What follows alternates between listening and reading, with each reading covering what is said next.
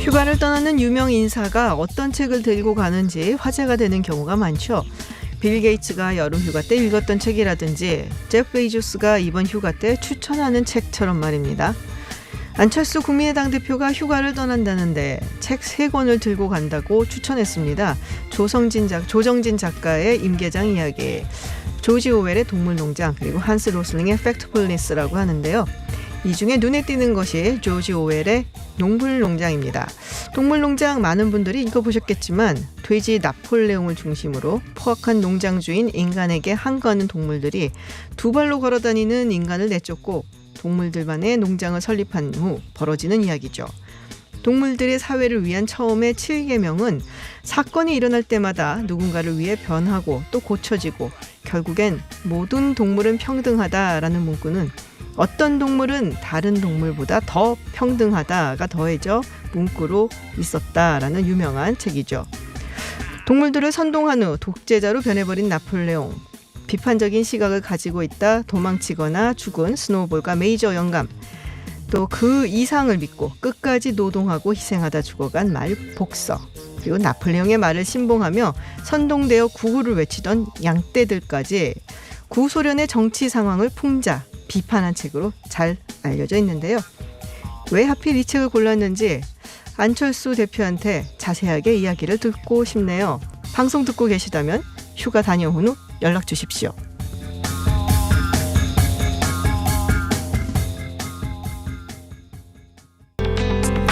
최근 수돗물 유충 사태로 불안함을 느낀 시민분들 많으실 겁니다. 어제 환경부가 지난 열흘간 전국 일반 정수장 435곳을 전수조사한 결과를 발표했는데요. 조명래 환경부 장관과 함께 수돗물 유충 사태의 원인과 해법은 무엇인지, 그리고 그린 뉴딜에 대해서 이야기 나눠보도록 하겠습니다. 장관님 안녕하세요. 예, 안녕하세요. 저희 스튜디오에 나오신 분 중에 가장 높으신 분이 아닌가 싶은 생각이 드는데요. 네, 여기까지 나오셔서 자주 나왔습니다. 네, 그러면 앞으로도 자주 나와주시는 걸로. 그래 하겠습니다. 네. 자, 유튜브 TBS FM 들어오시면 보이는 라디오로도 함께 하실 수 있습니다. 자, 일단 이게 굉장히 많은 분들이 불안해졌어요. 아무래도 수돗물에서 유충이 발견되는 게 처음에는 뭐 인천이었다가 그다음에 막 서울도 나오고 뭐 대전도 나왔다 그러고 하니까 굉장히 불안해했는데 어제 일반 정수장 433곳 전수 결과 발표가 됐습니다. 그리고 3곳에서 유충들이 발견이 됐다라고 했는데요. 일단은 벌레들이 거기를 어떻게 들어가게 된 건가요? 제가 너무 장관님 모셔놓고 말초적인 질문하는 것 같아서 죄송스러운데요. 예, 인천은 이제 네. 우리가 그 물을 이렇게 정수하는 걸 보면 화학 물질을 섞어가지고 네. 혼합하고 그다음에 그 이제 여러 가지 이물질들을 이제 침전을 시키고 그다음에 여과를 하고 네네. 그다음에 정수를 해서 배수장을 보내서 우리가 수돗물로 그러니까 수도 꼭지로 이제 보내는데 네. 인천 같은 경우에는 마지막 정수 단계가 하나 첨가가 됩니다. 이른바 이제 활성탄지를 해가지고 아하. 옛날에 우리 시골 가면 숯에다가 이렇게 숯을 이렇게 독에 담아가 물을 걸러 먹듯이 네네. 그런 절차를 이제 거칩니다. 그러니까 인천에서 유충이 발견된 곳은 바로 일반적인 정수 처리 시설에서 발견된 것이 아니라 그 이른바 이제 고도 정수 처리 시설이라는 활성탄지의 그 속에 네. 그 유충이 이제 네네. 발견된 겁니다. 이른바 알벌레가 네, 알을 깔짝고, 까서 네. 거기서 이제 성장을 해가지고 알에서 깨가지고 네네. 애벌레가 이제 물을 타고 계속 이제 수용과까지 갔던 이제 그런 것이고 그렇군요. 어저께 발표했던 그 정수장은 일반 정수장입니다. 그런 시설이 네네. 있는 곳이 아닌데 그럼에도 불구하고 이제 모래로 이제 침전을 시켜가지고 걸러내는 이런 데서 모래 침전지 같은 데서 네네네. 나온 겁니다. 그런데 뭐 전국에 435곳에서 네네. 3군데서 나왔기 때문에 뭐 비율은 높지 않습니다만 어쨌든 나왔다는 자체는 그렇죠. 중요한 것이죠. 예. 그렇군요. 그럼 고도 정수 처리장 이곳에 이제 그 활성탄지가 예. 있다라는 아까 말씀이신 건데요. 그러면은 이제 여기도 지금 거기 전수조사가 들어갔잖아요. 예. 그리고 이제 거기도 뭐 결과를 발표를 하셨는데 예. 그럼 근데 왜 거기에 생기는 거예요? 잘 모르는 사람들 일반인들 보기에 활성탄지가 뭔지도 잘 모르겠고 그럼 거기에 왜 기생을 하게 됐는지도 궁금한데요. 일단은 그 활성탄지를 어떤 면에서 본다면 뭐 열어놨다고 봐야 되겠죠. 물론 이제 건물 속에 있습니다만 네. 뭐 예컨대 창문이 열려 있거나 사람들이 다니는 뭐 그런 문을 통해 가지고 깔따구가 날아와 가지고 네. 그게 이제 활성탄이라는 것이 유기물질이 옆에 이제 그 쌓여 있습니다. 그러니까 알을 낳아 가지고 그 알이 네. 그 활성탄지 껍질에 붙여 가지고 껍데기에는 유기물을 이제 먹고 산 것이죠. 그 옛날에는 이제 그런 일이 없었기 때문에 네. 거기에 대한 관리가 철저하게 못했는데 요번에 처음으로 이제 발견된 겁니다. 그렇죠. 처음이라서 그러니까 이전까지는 그렇게 하지 않았었기 때문에 잘 몰랐는데 네. 요번에 이제 발견을 하게 된 거군요. 예, 전 세계적으로도 영국이라든가 일본에서 발견된 것이 있습니다만 이게 보편적으로 발견된 것이 아니어서 사실은 우리가 이제 물론 이제 원칙적으로 본다면 이 정수장 관리에서는 이물질이 못 들어가도록 돼 있고 특히 작은 동물이라든가 곤충이 못 들어가도록 관리는 하도록 네네. 되어 있습니다. 하지만 이런 것들이 과거에 없었기 때문에 아주 섬세하게 신경을 못 썼던 것이 이를테면 방충망을 설치한다든가 뚜껑을 닫는다든가 네. 활성탄을 정기적으로 이렇게 세척한다든가 이런 것을 했었더라면 발생이 안 됐을 터인데 그런 부분에 대한 것들이 제대로 고민을 못한 것 같습니다. 그렇군요. 그러면은 요번에 이제 어쨌든 이게 발견이 됐으니까 앞으로는 좀 철저하게 더 관리가 될 수 있겠네요. 예, 지금 원인 조사를 아주 정밀 원인 조사를 하고 있습니다. 제가 그냥 지금까지 말씀드렸던 것은 일반적으로 이해할 수 있는 정도고 실질적으로 왜 그 벌레가 거기 들어가서 어떻게 해서 알을 놓고 어떻게 흘러갔는지는 훨씬 더 정교한 분석이 필요합니다. 그렇군요. 그래서 그 현재 정밀 진단을 하고 있기 때문에 결과를 가지고 저희들이 아주 입체적이면서 정교한 대책을 세울 참입니다. 지금 장관님 말씀을 저 잘 읽기 위해서 약간 마이크를 전면으로 말씀을 해 주시면 좋겠다라고 재수님 말씀을 드렸고요. 근데 인천 같은 경우 붉은 수돗물 사건도 있었잖아요. 네. 왜 인천에만 이렇게 자꾸 일어나는 건가요? 인천에 무슨 어떤 뭐 정수나 이런 데서 문제가 있는 건지 아니면은 구조적으로 그렇게 될 수밖에 없는 건지. 예, 뭐 특별히 그런 인과관계는 있지 않습니다. 적수 사고란 것은 수돗물에서 이제 붉은색이 띄는 이제 네네. 것이 나왔다는 것인데 작년에 이제 인천에서 적수 사고가 났던 것은 수계전단이라고 이제 물기를 이제 바꿨던 겁니다. 이제 왜냐하면 시설을 이제 정비하는 과정에서 기존의 물길 대신에 다른 물기를 이용하면서 관에 붙어 있던 것이 이물질들이 나오면서 붉은 물이 나왔습니다만 사실 인천은 그 이후에 여러 가지 새로운 시설들을 많이 갖췄습니다. 이번에 이제 유충이 발견된 공촌 정수장 같은 경우는 작년에 이제 그 사고가 났던 곳인데 새로운 시설을 넣었던 거예요. 고도 정수 처리 시설을 추가적으로 넣었는데 인천에서 처음으로 그 시설을 설치하면서 운영의 여러 가지 뭐 기준이라든가 이런 것들을 아마 섬세하게 숙지를 못했지 않나 하는 그런 추측을 합니다. 그렇군요. 예, 그래서 이 사건은 두 가지가 공교롭게도 인천에서 나왔습니다만 네네.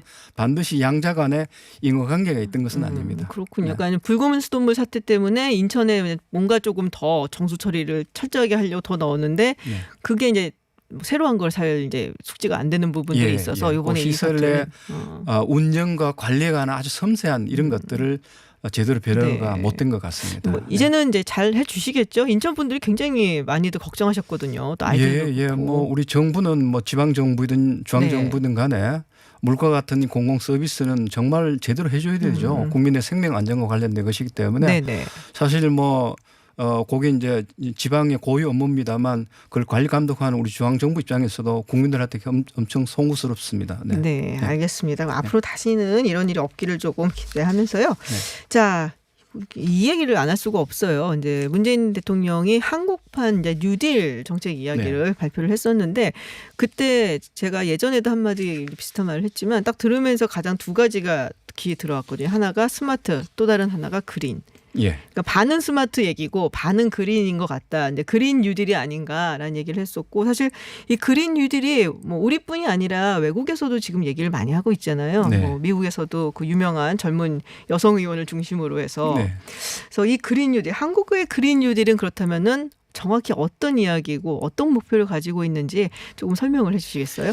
예, 뭐 그린 뉴딜 그러면 대개는 그 기후 변화에 대응해서 그 부분을 집중적으로 정부 재정 투입을 통해 가지고 산업적 측면에서도 녹색화를 하고 또 그걸 통해서 온실가스 감축도 하면서 또 새로운 녹색산을 익혀내는 또 그걸 통해서 뭐 산업 시스템 전반을 또 전환하고 일자리를 또 창출해서 공정한 또 전환도 이루어지는 이런 것을 되게 목표로 합니다. 우리도 뭐 포괄적으로 본다면 이제 그런 것을 목표로 한다고 볼 수 있는데 단지 차이가 있다고 한다면 이번 한국판 그린 뉴딜은 지금 코로나 상황에 대한 대책으로부터 시작된 겁니다. 그러니까 코로나 상황이 경제 위기를 가져오고 경제 위기도 따져보게 된다면 코로나가 불러온 경제 위기는 기후환경 위기가 또 맞물려 있는 것이죠. 어떻게 맞물려 있나요? 코로나의 상당한 중요한 원인 일테면 네네. 야생 동물이 한 감염의 어떤 그 세균들을 옮기는 것은 다 그게 기후변화에 의해서 서식지가 파괴되거나 뭐 등등에 네네. 의해서 나타난 것이기 때문에 따라서 그 뿌리가 사실은 기후환경 위기라고 봐야 되겠죠. 네. 그래서 우리가 이제 그린 뉴딜이 당초에는 코로나 상황의 어떤 여러 가지 경제적 문제를 해결하기 위한 것으로 시작됐다가 기후환경 위기도 함께 이번에 다루자 해서 섞어져 있는 것이죠. 그리고 물론 다른 나라도 되게 이제 뭐 유럽에서는 그린 딜의 일환으로 그린 네. 리커버리라는 사업을 그렇게 하고 있습니다만 대개 유럽은 아직까지는 조금 장기적인 구상 계획에 불과합니다. 하지만 우리는 추경 사업으로 태울 정도로 단기적인 구체 네. 재정 사업으로 지금 추진하고 있습니다. 그건 이제 유럽과 상당히 다르고 또 그런 측면에서 본다면 그린 뉴딜이 단순한 비전적 계획이 아니라 2030년, 2023년, 5년까지 네네. 5년까지 정부가 구체적으로 우리 세금을 투여해 가지고 환경을 개선하고 그걸 통해서 일자리도 바꾸고 또 여러 가지 경제 구조도 바꾸고 또 나아가서 온실가스 감축 이런 것도 네. 이끌어내는 상당히 단기적인 재정 사업이라는 것이 또 중요한 특징입니다. 그렇군요. 예. 근데 왜냐하면은 이제 그린 뉴딜 뭐 다른 국가에서 하고 있는 그린 정책들 딱 생각을 하면 사실은 말씀하셨던 건 굉장히 장기적인 비전을 예. 가지고 시행을 하거든요. 네. 뭐 기후 온난화라든지 또 지금 뭐 기후 변화 문제가 워낙 심각하니까 이거를 뭐 언제까지 몇 도를 낮추고 뭐 이런 식으로 가는데 단기적으로 한다고 하셨단 말이에요. 네. 그러면 이게 뭐 첫 번째 엄격하게 질문 보면 중기죠. 5년이니까. 예. 5년이 중기라고 보는 건가요? 네. 예. 네. 그러면 이게 진정한 어떤 기후 변화를 해결하기 위한 방책이라고 보기에는 조금 부족하지 않을까 네, 싶은 그건 생각이 그렇습니다. 드는데요. 예, 왜냐하면 코로나 상황에 대응하는 여러 가지 네. 경제 위기의 극복과 환경 위기 극복의 복합적인 목표를 이제 추진하다 보니까 구체 사업들이 온실가스 감축에 도움되는 사업도 있고 네. 또 장기적으로 이를테면 산업을 녹색화하는 과제들은 녹색 금융의 도입이라든가 이런 것들은 직접적으로 온실가스 감축을 하는 그런 사업은 아닙니다. 그러다 보니까 그 세부 과제로 한 210가지 과제가 있습니다만 네. 저희들이 하나하나 다 분석했습니다. 했는데 어떤 것은 온실가스 감축이 상당히 기여가 되고 어떤 것은 안 되는 그래서 크게 우리가 사업을 보게 된다면 에너지 전환과 같은 온실가스 감축을 하기 위한 이런 사업도 포함되어 있고 그다음에 기후변화에 우리가 적응할 수 있는 적응 프로그램의 어떤 과제들도 있고요. 네. 그다음에 녹색 금융이라든가 녹색 산업 육성과 같은 새로운 녹색 전환을 이끌어내는 이런 사업도 다 포함되어 있습니다. 따라서 우리 그린 뉴딜 사업은 온실가스 감축이라는 것에만 한정한 것이 아니라 그걸 넘어서는 사회 전반의 녹색화를 할 수 있는 그런 사업까지 포괄 하고 있기 때문에 우리가 이제 온실가스 감축에 초점을 둔 그린 뉴딜의 관점에서 보게 된다면 감축 효과가 좀 약하다 이렇게 네네. 지적을 하는 것이죠. 그래서 아마 지적하고 이제 좀 약간 비판적으로 말씀하시는 분들은 네. 아마 그런 부분 때문에 네. 이게 경기 부양의 목표가 더 있어 보인다. 네. 실질적인 기후 변화를 막으려는 뭐 네. 환경적인 이런 목표는 좀 덜해 보인다라는 네. 부분을 짚는 것 같아요. 근데 네. 제가 사실 저희가 제작진도 그렇고 이 기후 변화 이슈에 조금 관심이 있어서 네. 여러분들 모셔봤거든요. 네. 근데 이제 그런 얘기들을 많이 들었어요. 그러니까 한국이 이 기후 변화에 있어서 상당히 절협조적이다. 그러니까 뭐 심지어 이런 말도 하더라고요. 그러니까 호주 같은 경우가 이제 기후 깡패다. 예. 그 다음에 한국이다. 예. 그러니까 이 부분에 대해서 국제사회에서 한국에 대해 조금 불만족스러운 부분이 있는 것 같아요. 예. 예. 네. 그 사실입니다. 음. 지금 말씀하신 기후 깡패라는 표현도 있고 아, 또 호주가 그랬죠. 예, 호주하고 네. 뉴질랜드, 네네. 사우디아라비아, 우리나라를 네. 뭐 4대 기후 악당이라고 아하. 부르죠. 뭐 한 3가지, 10가지 그런데 사실 우리나라는 뭐 다른 나라가 비교한다면 에너지 다소비 산업 구조를 갖고 있습니다. 우리가 지금 먹고 살아나가는 대부분 산업이 에너지를 많이 쓰는 그렇죠. 산업입니다. 예컨대 정유 산업, 화학 산업, 철강 산업, 뭐 기계 산업 이런 것들이 에너지를 많이 쓰는 구조고 사실 그것 때문에 우리가 지금 살아가는 거예요. 네. 따라서 이미 유럽은 탈산업화 단계에 접어들기 때문에 산업 구조가 다르고 에너지 씀씀이의 어떤 그런 내용과 방식이 다른 것이죠. 그래서 직접적인 비교 기후 상당히 어렵습니다. 어려운데 그렇지만 우리가 최근에 와서는 기후 악당이라는 그 오명이라든가 네. 또 기후 선도국의 어떤 그런 위상을 차지하기 위해서 정부로서는 많은 지금 노력을 하고 있는 건 사실입니다. 그래서 근자에 들어와서 여러 가지 좀 공세적인 어떤 기후 관련 정책들을 내놓는 것. 예컨대 뉴딜도 아직까지 기대에 비해서는 좀 부족할지 모르지만은 어쨌든 중요한 시작점을 저희들은 만들었다 보고 있고요. 네. 또 다행스러운 것은 온실가스가 그동안 계속 늘었습니다. 네네. 많이 배출이 됐는데 예컨대 배출권 거래제 같은 것을 네네. 우리가 운영한 지가 한 4년 됩니다. 그 기간 동안 작년 같은 경우 2%를 줄였습니다. 그러니까 이제 주는 단계에 들어왔기 때문에 앞으로 우리가 정책을 어떻게 하냐에 따라서 상당히 선진적인 어떤 환경 국가로 저는 거듭날 수 있다 보고 있고요. 그건 반드시 그렇게 가야 한다 보고 있습니다. 반드시 그렇게 가야 된다. 예. 그런 얘기가 있더라고요. 그러니까 한국이 그러니까는 굉장히 좀 이 지구 온난화를 그 레벨을 따진다면은 좀 심한 편이다. 그러니까 온도가 조금 다른 데보다 평균적으로 뭐 봤을 때 좀 더 올라 한 0.1도라든지 뭐 0.2도 정도씩 더 올라가고 이대로 가게 되면은 우리가 그야말로 다른 데보다도 훨씬 더 심하게 기후 온난화의 그 상황을 맞이하게 될 것이라는 얘기들이 있더라고요. 그럼 좀 더 많이 노력해야 되는 게 아닌가 싶은데. 예, 그렇습니다. 앞으로 우리가 이제 아까 제가 말씀을 드렸던 에너지 다소비 구조를 그건 다시 말씀드린다면 하승 연료를 기반을 한 산업 구조고 산업 문화라고 볼 수 있는데 그걸 계속 가져갈 수 없습니다. 네. 여러 가지 이제 예컨대 뭐 유럽에서 탄소세가 이제 부과된다면 네네. 탄소를 많이 배출한 우리 자동차 같은 거 수출을 못 합니다. 아. 따라서 이런 산업을 앞으로는 그 이제 재생 가능 에너지를 쓰고 네네.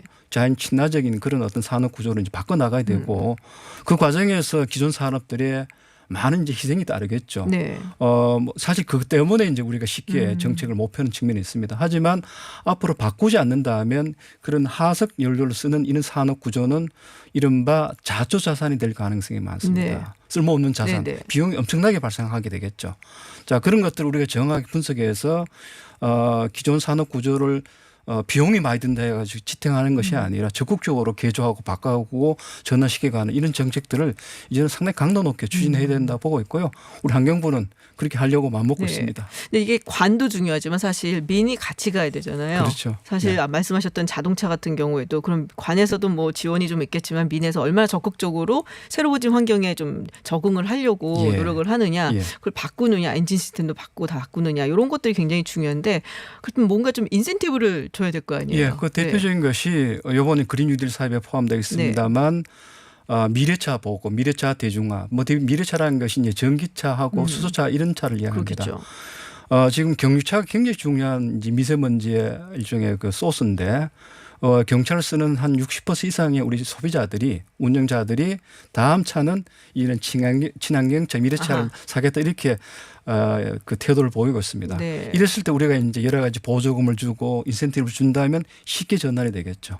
그런 내용이 이번에 그린 뉴딜 사업에 그린 모빌리티 사업으로 들어와 있습니다. 아하. 그렇게 해서 2025년까지 네.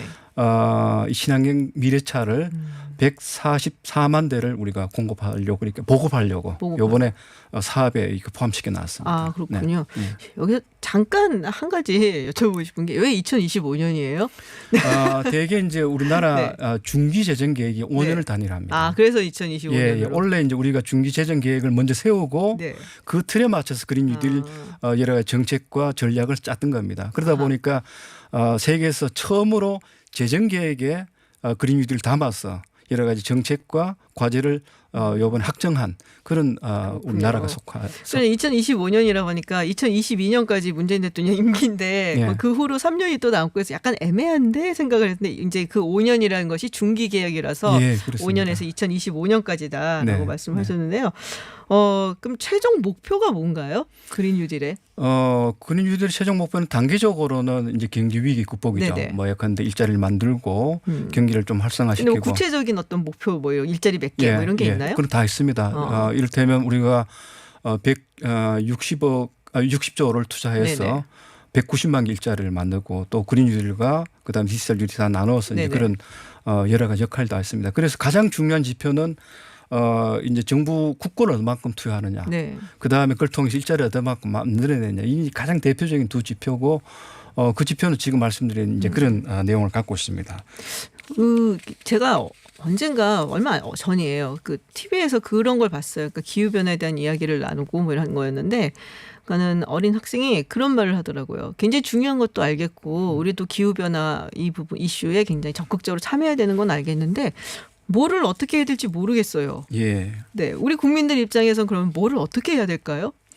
뭐 에너지 전환과 관련해서 우리가 네. 실천할 게 많죠. 만약 우리 건물 같은 경우도 에너지 효율적인 여러 가지 이제 시설들을 우리가 설치해야 되고 예컨대 네. 뭐 창호라든가 그다음에 뭐 단열재라든가 이런 것들이 우리가 다 일상적으로 할 수 있는 것이고요.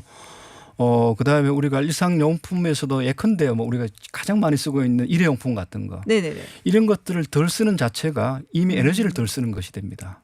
예, 그다음에 앞에서 말씀드렸던 자동차도 이제는 경차 네. 싼 기름값이 싼 경차가 아니라 아. 이제는 기후의 네. 어떤 변화에 우리가 대응할 수 있는 그런 차종으로 이제 바꿔야 되고 등등의 일상생활에서 모든 것들이 에너지 소비를 우리가 수반합니다. 따라서 그걸 우리가 하나하나 성찰해 보면 우리의 여러 가지 소비 행태라든가 일상 행태를 바꾸면 그만큼 그 하나하나가 기후변화에 대응하는 노력이 되겠죠. 그럼 모인다면 결국 네. 우리 전체가 온실가스 감축이 되고 일종의 기후 친화적인 사회로 이제 바뀌어 나가겠죠. 그래서 그린 뉴딜의 환경부가 추구하는 그린 뉴딜의 최종 목표는 우리 사회의 녹색 전환입니다.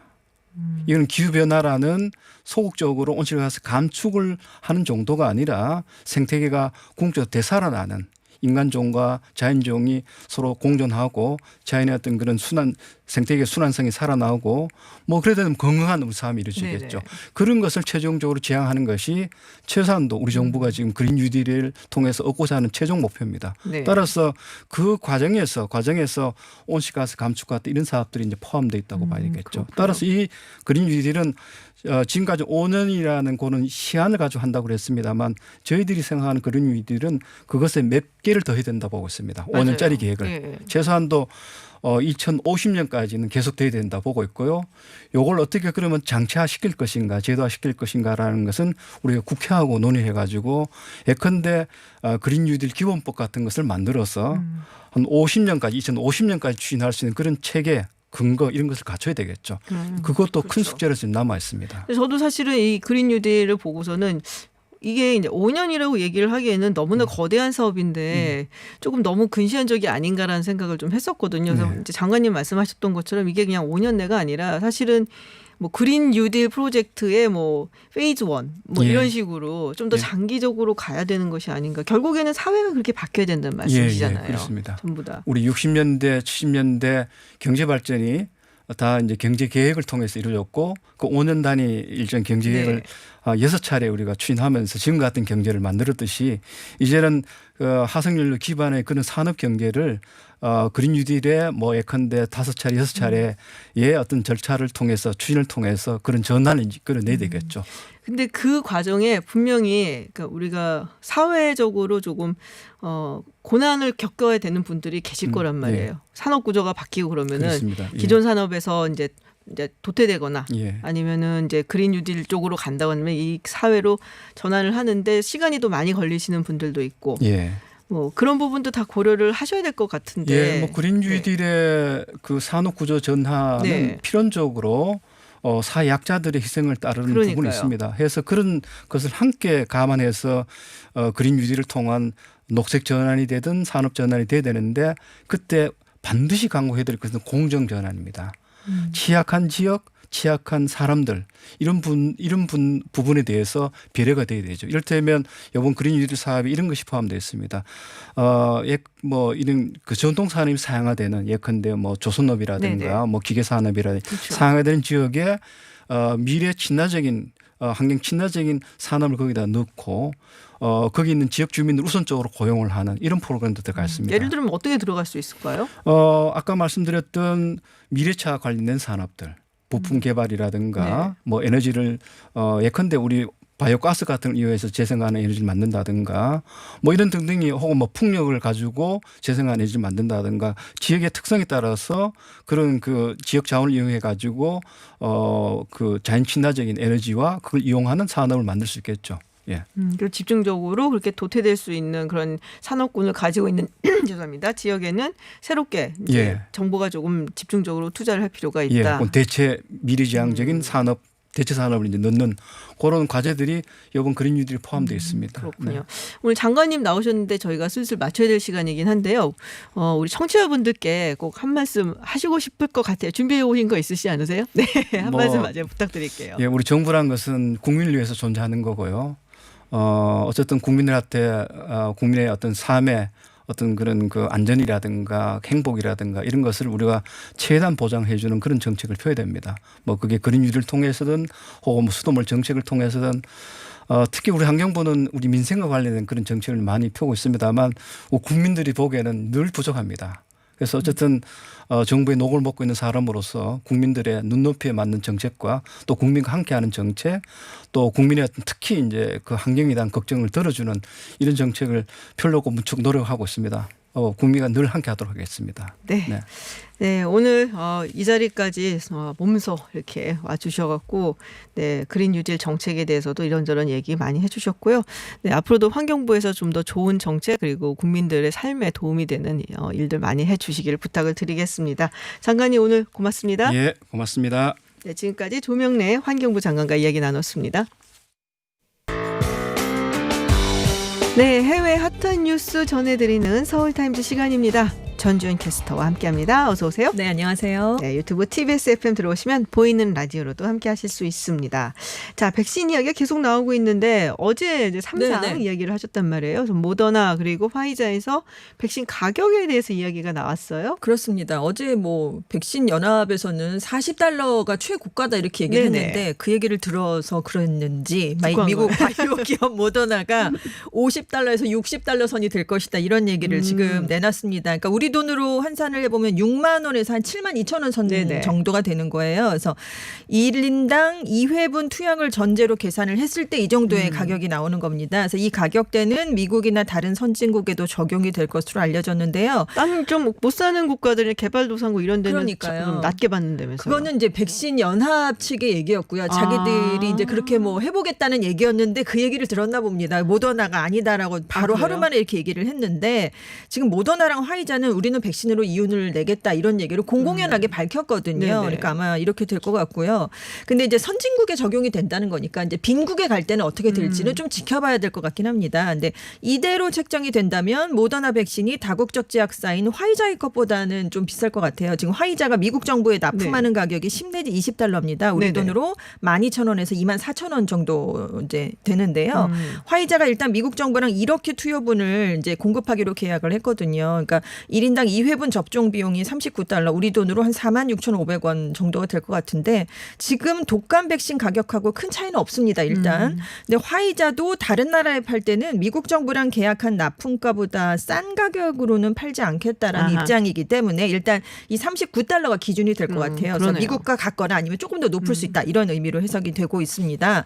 근데 이제 영국 제약회사 아스트라제네카가 네네. 지금 가장 개발에 앞선 것으로 평가받고 있는데 이윤을 우리는 남기지 않겠다라고 네. 밝혔거든요. 그래서 가격이 이곳의 백신은 조금 더 저렴할 것으로 보이는데 일단 아스트라제네카가 미국 정부랑 3억 명분의 공급 계약을 체결했는데 이게 한 병당 백신 가격이 5,000원 안팎이 될 오. 것으로 알려지고 있습니다. 그리고 미국의 존슨앤존슨도 우리도 이윤을 안 남기겠다라고 얘기를 했는데 아직 가격 수준이 공개되지 네. 않았고요. 여기는 지금 앞선 개발 단계에 적용되고 있는 것은 아닙니다. 존슨앤존슨은요. 네네. 약간 후발주자고요. 그래서 지금 백신 연합회는 계속 $40가 가장 비싼 선이다라고 얘기를 하고 있지만 조금 더 지켜봐야 될 것 뭐 같습니다. 그러시든지 이런 거군요. 네, 그러니까 네, 화이자나 그렇습니다. 모더나 같은 네, 네. 경우는. 근데 아까 아스트라제네카가 이제 가장 먼저라고 네, 얘기를 네. 하셨잖아요. 네.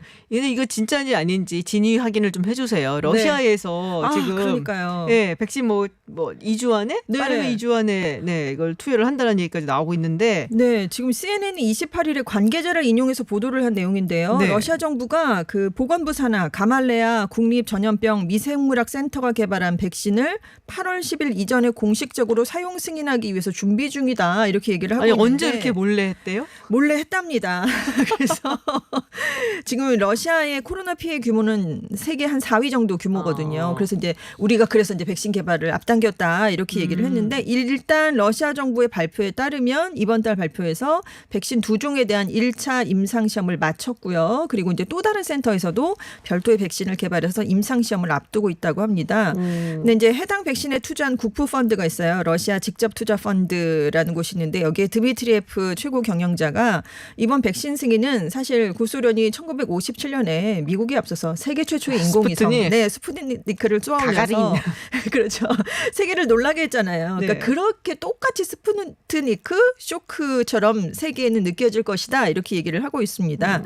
일단 이 가말레아 센터 백신은 인간 아데노바이러스 벡터를 이용해서 1인당 2번 접종이 필요한 이제 서방 백신과 좀 다르답니다. 그래서 딱 한 번 맞아도 충분하다. 뭐 이런 내용을 일단은 내놓고 있어요. 근데 CNN의 평가는 이렇습니다. 안전성과 효능을 입증하기는 좀 어렵다. 왜냐하면 백신이 되게 1에서 3차 정도 그쵸. 임상시험을 다 거친 다음에 나오게 되잖아요. 근데 러시아 백신은 8월 3일에 가서야 2차 시험이 끝나고요. 의료 관계자들을 상대로 3차 시험이 그 이후에나 들어간다고 합니다. 8월 10일 이전에 뭘 한다면서요? 그러니까요. 그러니까 미리 승인을 받기 위해 한다는 거죠. 이게 확실하다라고 지금 자기들은 이렇게 얘기를 하고 있는데 3차 시험을 하는데 최소 한두 달이 걸리거든요. 그러니까 네네. 지금 굉장히 빠듯합니다. 세계 최초가 되려면.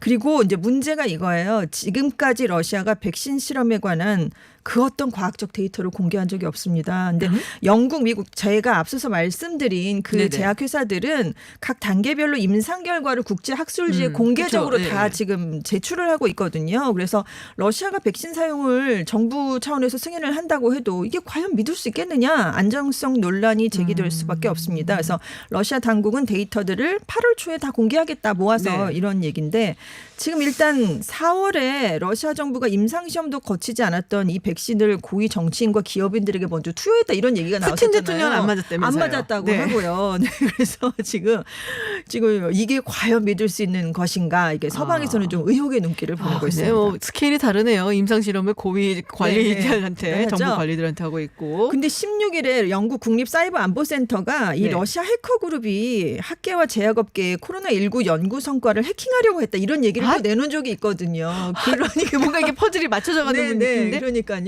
그래서 지금 그럼 해커의 도움을 받았나 뭐 이런 얘기도 있고 지금 굉장히 엇갈리고 있습니다. 아, 영화가 한 편 나올 것 같은 그런 그렇죠. 분위기예요. 네, 아무튼 지켜봐야죠. 뭐. 알겠습니다. 자, 그리고 두테르테 대통령, 필리핀의 두테르테 대통령이 약한 모습을 보였습니다. 네. 중국한테. 스트롱맨이잖아요. 그러니까요. 스트롱맨 지도자 중에 한 명인데 27일에 의회 연설을 했는데 그동안 중국하고 남중국해 영유권 분쟁을 네네. 굉장히 크게 겪어왔던 국가 중에 한 국가가 필리핀이었는데 중국은 무기가 있고 우리는 없다. 대안은 전쟁을 하는 건데 우리한테는 그럴 여유가 없다. 이런 얘기를 했습니다. 그러니까 자신들의 영유권 주장을 포기한 것이다. 사실상 포기한 것이다. 이런 분석이 나왔어요. 국제 중재재판소인가 그래서 거기서 판결도 나왔던 그렇습니다. 건데요. 중국의 주장이 법적 근거가 없다. 네. 부단선을 내세워서 우리 땅이다 이렇게 네네네. 했었잖아요. 근데 이후에 중국이 계속 그 섬들에 활주로랑 미사일을 조금씩 건설하고 맞아요. 있었거든요. 그래서 지금 필리핀을 비롯해서 남중국해 국가들하고 다 각기 분쟁을 벌이고 있는데 이 의회 연설에서 나는 전쟁을 감당할 수 없다 이런 얘기를 한 거예요. 그래서 이 상황을 기꺼이 받아들이겠다 이렇게 얘기를 했는데 전쟁을 하자는 것도 아닌데 중국이. 네. 왜냐하면 아쉬운 점이 있기 때문입니다. 그 얘기를 하고 곧바로 이어서 나흘 전에 시진핑 중국 국가주석과 통화를 했는데 네네.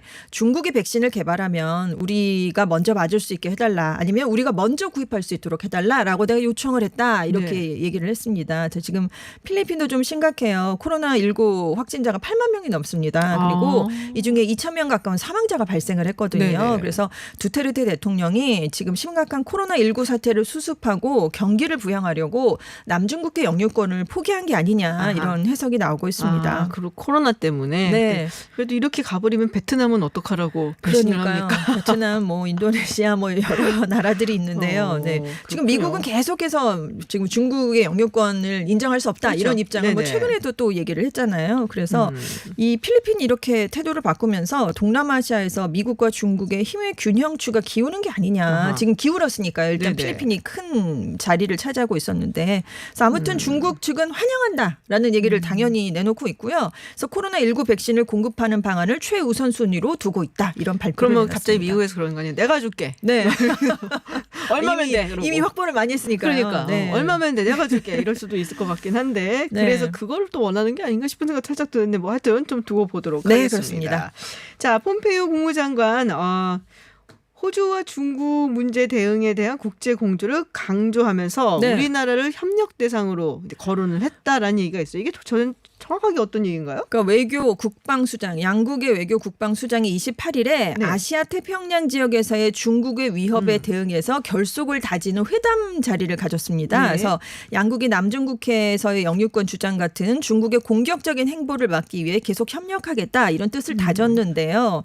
이 자리에서 이제 폼페이오 장관이 중국을 이제 그동안 굉장히 맹비난을 했었잖아요. 네. 그래서 비판론이 일부에서 나옵니다라고 이제 질문이 이렇게 이어지니까 미국과 중국을 고르라는 게 아니다. 독재 국가와 권위주의 정권에 맞서서 자유와 민주주의를 선택하는 것에 대한 문제다라고 얘기를 하면서 민주주의 국가들이 이런 토론에 어떤 쪽에 서길 원하는지 정확하게 알 것으로 드디어 확신한다. 이제 줄 확실히 서라라고 얘기를 그렇습니다. 하는 거네요. 그래서 이런 논리를 펴는 과정에서 계속하는 이제 과정에서 우리나라 얘기가 나오는 건데요. 네. 유럽이든 인도든 일본이든 한국이든 호주든 전 세계의 민주주의 친구들이 함께 합류하도록 확실하게 하는 게 우리 시대의 도전 과제라는 것을 이해한다. 뭐 이렇게 얘기를 한 거예요. 왠지 그러니까 느낌상 인도 태평양 전략에 네, 네. 좀 적극적으로 참여를 하고 줄을 서라. 이야기를 해라라는 그렇습니다. 거네요. 그러니까 반중 정선에 네. 대한 동참을 촉구하면서 우리나라를 민주주의의 친구다 이렇게 언급을 한 거예요. 그러면서 뭐 직접적으로 동참해라 이렇게 얘기한 건 아니지만 우회적으로 동참을 압박한 것이 그렇죠. 아니겠느냐 이런 얘기가 지금 나오고 있습니다. 그렇군요. 네.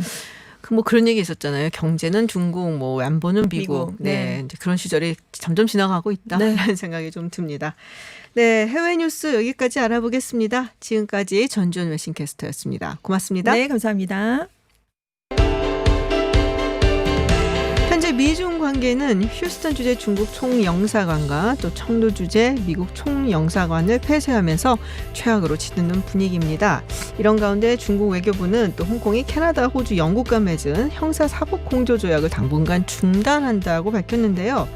네, 국제법적으로 좀 풀어봐야겠죠. 아산정책연구원 이기범 국제법센터장과 관련해 말씀 나눠보겠습니다. 어서 오세요. 예, 안녕하세요. 네, 일단 이게 굉장히 컸어요. 뉴스가 지난 일주일 동안 미국하고 중국하고 서로 이제 총영사관 폐쇄 명령을 그렇죠. 내리고 폐쇄하고 전례가 막 없는 일이죠. 네, 이게 흔한 일인가요? 흔한 일은 전례가 아니죠. 없는 일입니다. 전례가 없는 일이다. 예전에 근데 미국 총영사관, 미국에 있었던 러시아의 총영사가 이런 데는 좀 폐쇄했었던 것 같은데. 아니 기본적으로 네. 그 총영사관을 폐쇄하는 조치보다는 네네. 그 총영사관이든 대사관에 있는 직원들 그 직원들을 갖다 기피 인물로 그쵸. 선언을 하고 네. 내보내는 거죠. 보통은. 그렇군요. 굉장히 전례가 없는 그런 조치다. 일단은 대사관과 총영사관의 차이. 총영사관은 여러 곳이 있을 수 있잖아요. 예, 네, 그렇죠. 어떤 건가요? 총영사관은 그리고 없을 수도 있죠. 그러니까 대사급의 이제 네네. 외교 관계를 갖다가 맺게 되면은 보통 이제 대사관을 갖다 설치를 하죠. 네. 근데 대사관은 기본적으로 외교 업무를 하는 곳이죠. 네. 근데 총영사관은 영사 업무를 합니다.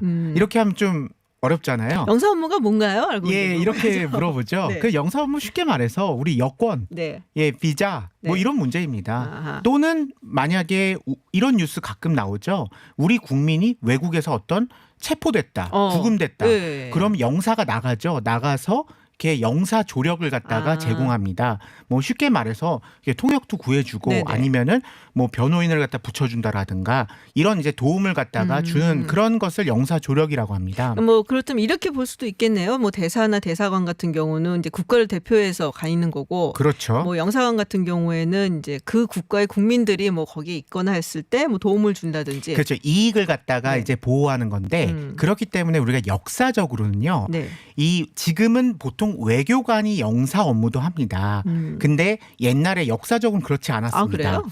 예를 들어서 뭐 유럽의 어떤 국가의 상인들이 네. 뭐 중국이나 이제 인도에 이제 갑니다. 네. 뭐 중국에 갔다고 이제 예를 들면요. 그러면 그 상인들 중에 대표가 네. 예, 영사를 하는 겁니다. 아, 예. 외교관이 아니라? 그렇죠. 그래서 외교하고 영사가 사실은 지금 오늘날에는 이렇게 접점이 있지만은 네네.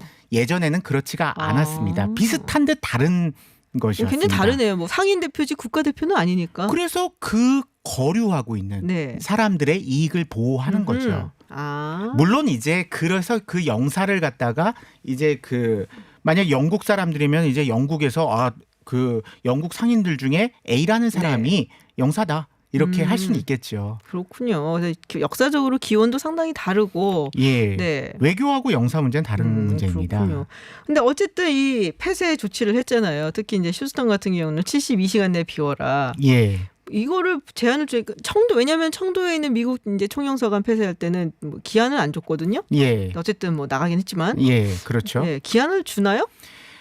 그러니까 총영사관 폐쇄 자체가 전례가 그죠? 없고요. 네, 뭐. 그다음에 72시간은 사실 국제법 위반 소지가 있습니다. 정말요? 오. 이게 왜냐하면은 제가 말씀드렸다시피 외교하고 영사가 좀 다른 문제지요. 그래서 영사 문제는 보통 영사 관계에 관한 비엔나 협약이 있습니다. 1963년에 만들었는데요. 네. 물론 그 이전에도 영사 관계를 규율하는 이제 국제 관습법이 있었습니다. 그 조약을 보게 되면은 네. 전쟁이 나도 그러니까 이제 전쟁이 나면은 영사관 직원들이 본국으로 가야 되겠죠. 네네. 만약에 A 국가하고 B 국가가 전쟁을 하게 되면 B 국가에 있는 A국의 영사들은 이제 집으로 가야죠. 그렇죠. 그때도 필요한 시간과 편의를 제공해야 됩니다. 아하, 안전하게 이제 후퇴할 수 있도록. 예, 그리고 교통수단도 제공을 해야 됩니다. 교통수단까지? 그럼요. 예를 들어서 철수를 해야 되는데 네. 옛날 같으면 19세기 같으면 보통 철도 네. 아니면 항만이잖아요. 그렇죠. 안 주면 기차표를 안 주고 아. 예. 배표를 안 주면. 아, 그러네요. 예. 네. 그렇죠. 네. 그래서 필요한 시간과 편의를 제공해야 되는데 72시간은 사실 필요한 시간과 편의를 제공했다 보기 어렵습니다. 너무 짧다. 예, 짧죠. 그리고 전쟁이 나도 그래야 되는데 지금 전쟁을 난 건 아니잖아요. 그렇죠. 전쟁 난 건 아니었죠. 그래서 72시간은 너무 짧고요. 사실 미국이 그 고급스럽게 하진 못한 겁니다. 말씀드린 대로 고급스럽게 하려면은 어떻게 해야 되냐면 총영사관에 모든 임무를 기피 임무로 선언을 하고요. 네. 다 추방을 합니다. 네네. 그럼 공관에 사람이 한 명도 안 남게 되죠. 네. 그렇게 해서 자연스럽게 그 공관 자체를 무력화시키는 것이 고급한 방법입니다. 좀 고급스럽지 않게. 예, 그렇죠. 근데 그러니까. 72시간에 다 나가라. 영사관을 폐쇄한다. 어. 이거는 전례도 없고요. 네. 말씀드린 대로 이런 식으로 하는 겁니다. 모든 임무를 기피 임무로 선언해서 내보내고 공관이 비워진 상황에서 들어가는 겁니다. 이게 그게 이제 사실은 예. 어떻게 보면은 미국 같은 이제 뭐 세계 리더다. 예. 뭐 이러면은 좀 그런 방식으로 세련되게 할 수 있었는데 그렇죠. 조금은 무식하게 했다. 그죠. 없는 걸 만들어낸 거죠. 아, 그래서 내 맘대로 한 거죠, 그냥 예, 트럼프 맞습니다. 대통령이. 예. 참, 뭐 놀랍지는 않은데. 예. 네. 근데 지금 그 이유가 그거란 말이에요. 뭐 지적재산권을 갈취한다든지 여러 가지 스파이 행위를 예. 한다든지 여기에 거점이 되고 있다라고 예. 얘기를 했어요. 뭐 일견제 동의가 되는 부분도 있고 이유 자체는 이유 그렇듯합니다. 자체는 뭐 예. 그것 때문에 계속 이제 문제가 되고 왔긴 했으니까 그렇지만 이게 그렇다고 해서 폐쇄 조치에 뭐 면죄부를 줄 수 있는 것인지. 그러니까 폐쇄 조치 자체가 전례가 없다는 네네. 거 말씀드렸잖아요. 만약에 실제로 뭐 스파이 행위에 이용이 됐다거나 아니면 뭐 예를 들어서 기술이나 이런 걸 절취했다거나 그러면 그에 관련된 총영사관 직원들을 기피 인물로 선언하는 게 맞습니다. 그리고 그들을 추방하는 게 맞다는 거죠. 네네. 그리고 이것을 갖다가 정말 이제 문제가 더 심각하다면은 만약에 이제 대사관에 그와 관련된 외교관이 있었다면 그 외교관을 기피 인물 선언하는 방법도 있었습니다. 그래서 보통은 이런 경우에 추방이라는 방식을 쓰지 그렇죠. 이렇게 폐쇄를 하진 않는다라는 거죠. 여전히 굉장히 무식한 방법이었다 조금. 좀 전례 없고요. 네, 예. 그렇구나. 그게 뭐지? 이게 계속될 수 있을까요? 그러니까 계속 뭐 에스컬레이트 된다 그러잖아요, 우리가. 예, 뭐 이론적으로 지금 전례 없는 일이 일어났으니까 네. 또 전례 없는 일이 일어날 수 있습니다. 네네. 지금 서로 간에 빼고 있는 중이죠. 총 그렇죠. 영사관을 하나씩 뺐으니까요. 그 다음에 또 하나를 만약에 미국에서 이제 폐쇄를 하게 되면 중국도 맞대응으로 네. 또 하나를 폐쇄하겠죠.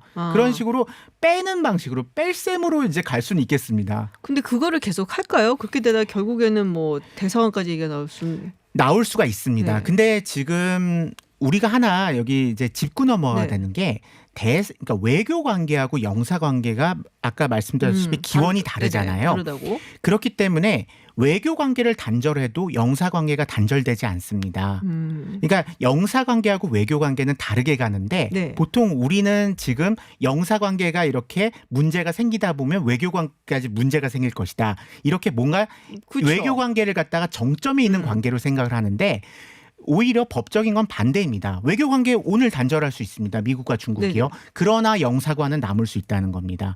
보통 우리가 예전에 이제 막 70년대, 80년대 많은 국가들하고 수교를 할 때 일단 영사 관계를 만들고 그 다음에 외교 관계를 갖다가 체결하고 이런 방식도 많이 했었거든요. 네. 그러니까 영사 관계하고 외교 관계는 다르거든요. 그러니까 우리가 생각하는 거는 지금 이렇게 공관을 하나씩 줄일 것이다 이렇게 생각하는데 그것이 아니고 미국 입장에서는 내일 미중 관계를 외교 관계를 단절할 수도 있습니다.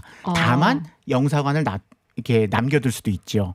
왜냐하면 영사 관계는 말씀드린 대로 여권, 비자 네네. 또는 영사 조력과 관련이 되기 때문에 오히려 외교 관계를 단절해도 영사관은 남을 수 있다라는 거. 그게 사실은 맞습니다. 그러니까는 이렇게 해석해도 되나요? 그러면 정치적인 관계를 단절할 수는 있겠지만 비즈니스 관계는 계속될 수 있다. 예, 맞습니다. 그래서 보통은 우리가 대만하고 단교를 했지만 네. 그 무역이나 이런 대표부는 있잖아요. 그렇죠. 예, 그런 거죠. 아하, 딱 예. 이해가 되네요. 그 예, 케이스 그렇습니다. 들으니까. 근데 이게 무슨 말이에요? 이것 좀 여쭤보려는데 그 중국이 이제 청도에 있는 미 총영사관 폐쇄했잖아요. 예. 그러니까 정당하게 접수 절차를 진행했다. 예. 이게 언어들이 좀 어려워요. 법적 용어는. 접수 절차가 뭐예요? 접수 절차 자체가 네. 법적인 용어가 아니고요. 아, 그래요? 예, 그리고 이것이 바로 중국이 국제법을 잘 모른다는 아주 대표적인 그래요? 단어가 됩니다. 왜요? 왜 그러냐면 만약에 네. 청두에 있는 미국 총영사관이 미국 영토라면은 그것을 접수하는 게 맞겠습니다. 중국이 이제 무언가 이제 다시 가져가는 거죠. 그렇죠. 국기를 내리고 중국에 이제 국기를 올리는 거죠. 그런데 지금 많이 오해를 하는 게 우리 서울에도 이제 많은 나라의 대사관들이 있잖아요. 그렇죠. 그런데 그 대사관이 예를 들어서 미국 대사관이 미국 영토인가요? 한국 영토인가요? 한국 영토 같은데 예, 그렇게 맞죠. 물어보니까. 한국 영토죠. 네. 예, 왜냐하면 서울에 여러 개의 공관이 있습니다만 네. 그 공관들은 전부 다 한국 영토입니다. 그래서 대표적으로 언론에서 치외법권이라는 단어를 쓰면 안 됩니다. 보통 치외법권이라는 것은 그 나라의 영토라는 것이고 네. 그렇기 때문에 그 나라 영토가 더 이상 아니니까 접수한다. 이럴 수가 있는데 이게 바로 19세기적인 용어입니다.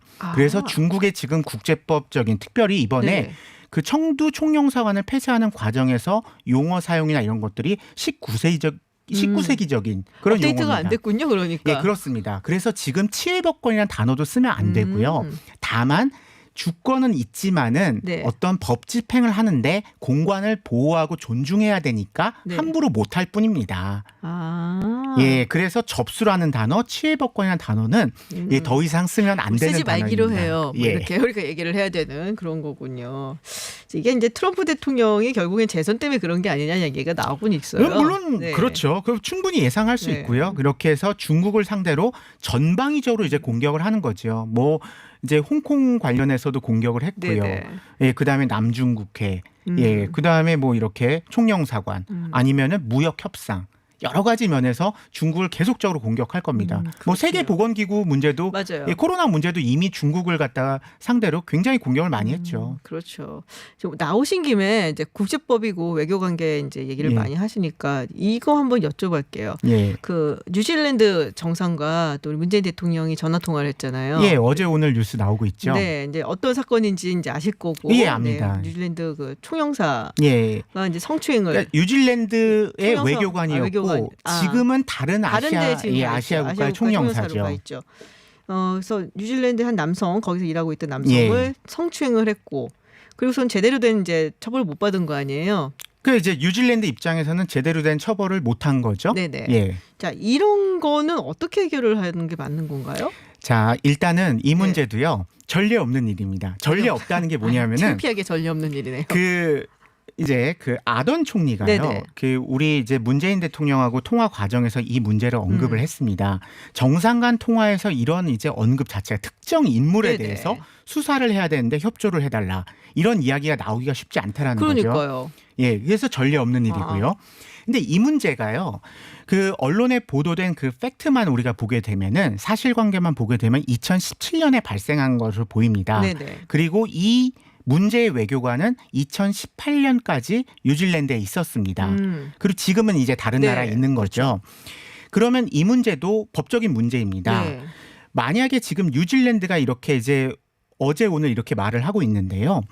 만약에 이걸 법적으로 해결하고 싶었으면은 2018년에 이 문제의 외교관이 출국하기 전에 뉴질랜드가 사법 절차를 밟았어야 됩니다. 아, 그러니까 지금은 이게 우리가 이 언론 보도를 보면서 네네. 오해하면 안 되는 게 지금 아던 총리 자체가 지금 정치적으로 행동을 하고 있는 겁니다. 아. 예를 들어서 아던 총리가 뉴질랜드 국민들을 상대로 나는 이렇게 아하. 지금 한국을 상대로 네. 모든 것을 다 하고 있다. 어필을 했다. 근데 만약에 아던 뭐 그 당시는 아던 총리가 아니었나요? 근데 제가 그것까지는 네. 정확히 모르겠는데 당시 문제가 발생했을 때 먼저 그때 이 문제의 외교관이 뉴질랜드에서 한국으로 귀국하기 전에 뉴질랜드가 체포 영장을 갖다가 예, 발부를 했었어야 그때 됩니다. 왜 안 했을까요? 그거는 이제 뉴질랜드가 그러니까 늦었다라는 거죠. 아. 자기들이 늦은 겁니다. 네네. 그리고 그때 그렇게 하고 나서 그러면은 우리나라 외교관은 면제 특권이 있습니다. 네네. 그래서 체포나 구금되지 않습니다. 음. 그 상황을 만들어 놓고 뉴질랜드가 한국을 상대로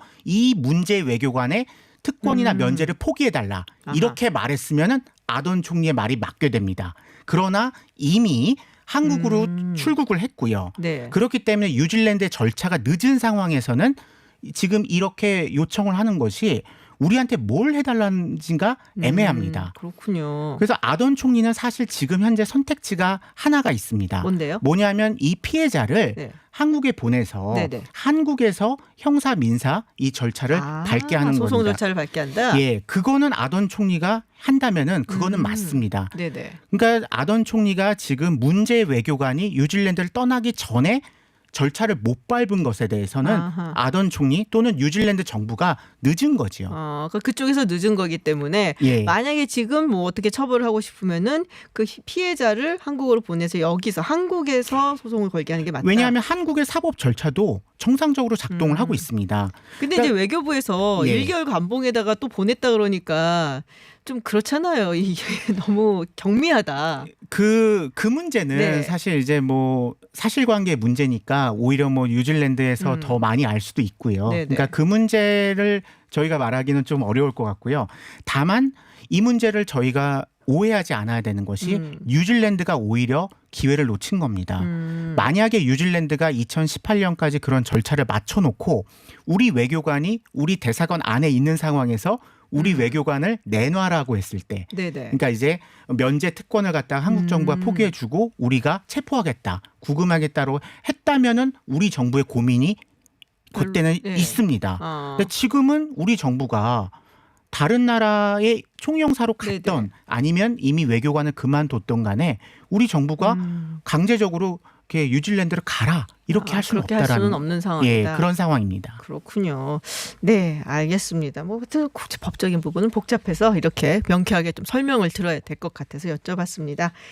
네, 오늘 총영사관 폐쇄 사건 그리고 오늘 뉴질랜드 이야기까지 나눠봤습니다. 지금까지 이기범 아산정책연구원 국제법 센터장이었습니다. 오늘 고맙습니다. 예, 고맙습니다.